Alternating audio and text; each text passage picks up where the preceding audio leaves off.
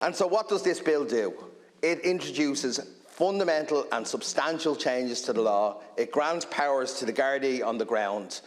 And that sends a message to the constituency where I represent and many others, because for 10 years at safety forums they've been saying they can't understand why guards can't respond to this issue.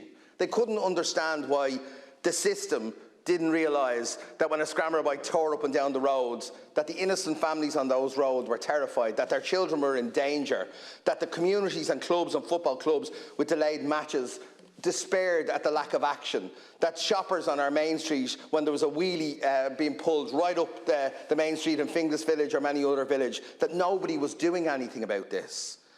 And the belief was that nobody cared.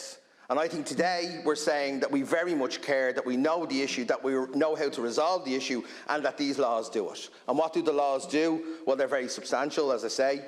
They introduce a new category of vehicle, they introduce a new offence, they introduce a new power to seize and dispose, and they introduce a new obligation to reclaim from the district court rather than from the police station. And other deputies have identified the issue of interception as being key, and it is absolutely key, because that's what put people at danger. It put the guards who are pursuing these vehicles in danger, it put the young children who should not be driving these vehicles at their age in danger, and it put innocent people that may be in the vicinity in danger too.